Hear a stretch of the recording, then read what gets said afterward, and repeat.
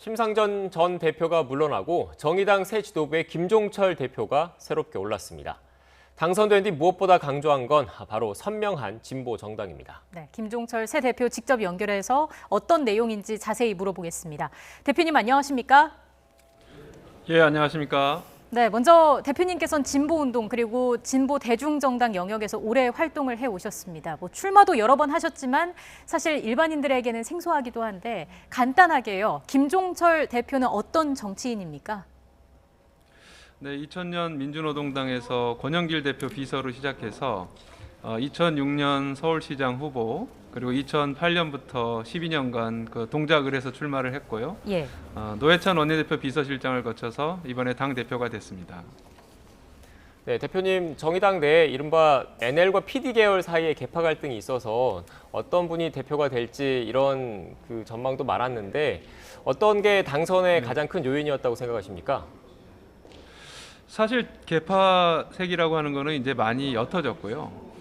이번에 그 정의당이 조금 어려운 상태에 있다가 보니까 많은 변화라고 하는 것이 필요하다라고 당원들께서 판단하신 것 같습니다. 제가 경쟁하신 분이 배진교 현역 의원이신데 현역 의원보다도 오히려 좀 과감한 내용을 강조하는 저 김종철에게 좀 더 힘을 실어주는 것이 정의당이 좀 도약할 수 있는 길이 아닌가 이렇게 판단을 하신 것 같습니다. 예. 대표님이 당선 이후에 가장 강조한 건 바로 선명한 진보 정당이었습니다. 기존의 정의당 모습과는 어떤 점이 다른가요? 기존에 저희가 원래 선명하지 않았던 건 아닌데요. 주로 정의당이 국민에게 좀 알려지는 이미지는 민주당과 국민의힘 사이에서 어떤 현안이 발생했을 때, 예를 들면 조국 정국이라든가 아니면 추미애 장관 아들 논란 이런 부분에 있어서 어느 편을 드는 것 같다, 이런 식으로만 인식이 됐거든요. 예. 그래서 이런 식으로 가면 안 되고 정의당은 정의당만의 차별화된 의제를 더 강조해서 예를 들면 이재명 지사의 기본소득을 뛰어넘는 기본자산제도, 왜냐하면 자산 불평등이 더 심각하거든요. 그리고 공무원연금, 사학연금, 군인연금들을 특수직역연금들을 국민연금으로 통합해서 평등한 노후를 보장한다든가 이렇게 과감한 정책을 내는 것이 정의당의 어떤 차별화를 만드는 길이라고 저는 생각을 하고 있습니다. 네, 정의당의 차별화를 만들기 위해서 노력하겠다 이런 포부를 밝히셨는데 대표님께서 제일 먼저 강조한 법안이 찾아보니까 중대재해 기업처벌법인 것 같더라고요. 어떤 내용입니까? 네. 지금도 하루에 6명 내지 7명의 노동자분들이 산업재해로 돌아가고 계십니다. 며칠 전에는 대한통운 노동자분께서 과로사로 사망을 하셨고요. 그래서 이런 문제가 계속 발생하는 이유는 이 주로 사망하시는 노동자들이 또 비정규직이나 어떤 간접고용 노동자들이 많으시거든요. 그러다 보니까 기업에서 노동자가 사망하거나 산재가 나도 직접 책임을 지지 않습니다. 그래서 설사 간접고용을 했거나 비정규직이라 하더라도 어떤 회사에서 산업재해라든가 문제가 생기면 회사가 책임을 지게 법을 만들어 놓으면 회사가 책임을 지고 그 노동자들을 산업재해에 빠지지 않도록 안전장치를 한다든가 근로조건을 개선하겠다든가 이렇게 하는 내용인데요. 이거를 좀 이번에 정부에서도 추진하고 있는데 하루빨리 우리 정의당의 중대재해기업처벌법과 같은 법을 만들어서 함께 빨리 처리했으면 좋겠다, 이런 좀 말씀을 드립니다. 예, 국민의 삶을 지키는데 더 집중하겠다 이런 의미로도 읽히고요. 이 법안 외에 네, 오늘 김 대표께서 전 국민 고용 및 소득보험을 중점 추진 법안으로 제시를 했습니다. 이건 또 어떤 내용인지도 설명해 주시죠. 예, 지금 정부 여당에서는 전국민 고용보험이라는 법을 준비를 하고 있습니다. 이거는 뭐냐면은 기존의 고용보험, 그러니까 실업을 하신 분들에게 실업보험을 해드리는 건데, 여기에는 기존의 어떤 특수고용직 노동자, 예를 들면 보험 판매인 같은 분이 빠져 있었거든요. 그래서 정부의 전국민 고용보험은 이런 분들을 고용보험으로 포함시켜서 보호해드리겠다는 것인데, 저희 정의당의 전국민 고용 및 소득보험은 이런 분들에 더해서 요즘 프리랜서라든가 아니면 배달 노동자라든가 그리고 더 나아가서 자영업자까지 포괄해서 말 그대로 전 국민들이 고용과 소득에서 감소가 있을 때 보호해드리자, 이런 제도입니다. 그래서 저희가 강력하게 추진을 하고 있습니다. 네. 대표님께서 야심차게 하려는 법안들을 지금 쭉 설명을 해주셨는데 현실적으로 놓고 봤을 때는 정의당의 의석수가 이런 제도들을 실제로 법제화하는 데 한계가 있는 것도 분명하지 않습니까? 그렇기 때문에 뭐 민주당, 국민의힘 이런 다른 정당과의 관계 설정이 중요할 것 같은데 앞으로 관계 설정, 특히 민주당과의 관계 설정 어떻게 하실 예정이십니까? 사실 그 지난 20대 국회에서는 민주당이 과반수가 되지 않았기 때문에 정의당의 도움이 많이 필요했습니다. 하지만 지금은 민주당이 177석이라는 거대한 정당이 됐기 때문에 정의당이 무슨 의석수로 도움을 주거나 그런 관계는 설정이 되기 어렵고요.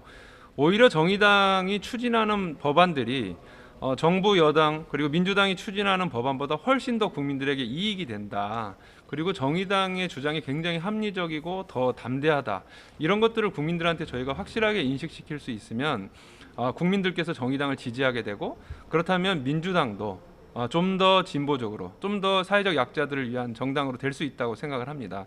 저는 그런 면에서 국민들 속으로 직접 들어가서 정의당의 정책을 알리고 정부 여당이 변화할 수 있는 그러한 정치를 좀 해나가려고 하고 있습니다. 예, 대표님 그럼 내년 서울과 부산시장 보궐선거에는 후보를 적극 낸다는 생각이신 거죠? 네, 그렇습니다. 그 민주당의 현재 서울과 부산시장 모두 귀책 사유가 있지 않습니까? 민주당은 어떻게 해야 할까요?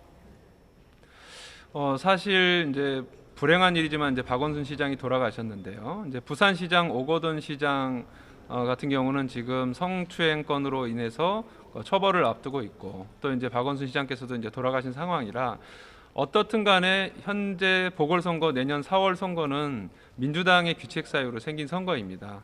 또한 민주당은 어떤 자신들의 귀책 사유로 생긴 선거에는 후보를 내지 않겠다라고 당원 당규에 이제 못을 받고 있는데요. 그렇다고 한다면 국민들과의 책임 정치를 위해서는 후보를 내지 않는 것이 당연히 타당합니다. 그런데 이제 지금 다시 좀 시간이 지나고 보니까 어쩔 수 없이 후보를 내야 되지 않겠느냐 이런 얘기를 하시는데요. 그거는 저는 좀 정치의 신뢰성, 일관성에서는 맞지 않는다고 생각을 하고 민주당이 후보를 낸다면 저희 정의당은 다른 진보 정당이나 진보적 시민사회와 함께 정의당이 주도해서 서울시장, 부산시장 선거를 좀 강력하게 대응할 생각을 하고 있습니다. 네. 대표님, 이른바 김종철 호에 주어진 과제에 대해서 일각에선 이런 얘기를 하더라고요. 정의당과 민주당의 지지층이 겹치는 부분이 많은데 어떻게 하면 보다 많은 지지층을 정의당으로 끌어올 것인지 그리고 노회찬, 심상정을 뛰어넘는 새로운 그 인물을 어떻게 해서 뽑아낼 것인지 길러낼 것인지 이런 과제들을 얘기하시는 분들이 꽤 있던데 대표님께서 갖고 계시는 보관이 있습니까? 예, 있습니다. 그러니까 민주당과 정의당의 이제 지지층이 겹치는 부분이 꽤 있습니다. 근데 이제 그거는 국민의힘 이라는 정당, 보수 정당보다는 정의당과 민주당이 서로 경합하는 그런 정치 구도를 원하시는 분들이 계시는 거고요. 하지만 최근 민주당이 보여주는 많은 모습들은 상당히 어떤 개혁이라든가 좀 불평등을 완화하기 위한 과감한 조치보다는 보수화되는 부분이 굉장히 많이 있습니다. 최근에는 이제 정부에서 예고한 공정거래 3법, 공정경제 3법 이런 거에 대해서도 김진표 민주당 의원이 좀 유보해야 된다든지 이런 얘기를 하면서 보수화되고 있는데 저는 이런 부분에서 확실하게 차별화를 해서 정의당이 진짜 국민들을 위한 진보적인 정당이구나라고 하는 부분들을 확실하게 인식시켜 드리고 그럼으로써 자연스럽게 노회찬, 심상정의 뒤를 잇는 정치인들이 정의당에서 탄생할 수 있다. 그렇게 생각을 하고 있습니다. 네, 대표님 마지막으로요. 앞서 서울시장과 부산시장 보궐선거에 적극적으로 정의당 후보를 내겠다고 말씀하셨지 않습니까? 근데 좀 이른감이 없지 않아 있는 것 같긴 한데 그 차기 대선에도 정의당에서 후보를 내야 될 텐데 대표님께서 출마하실 생각은 있으신 건가요? 저도 당연히 그런 고민을 해야 된다고 생각을 하고요.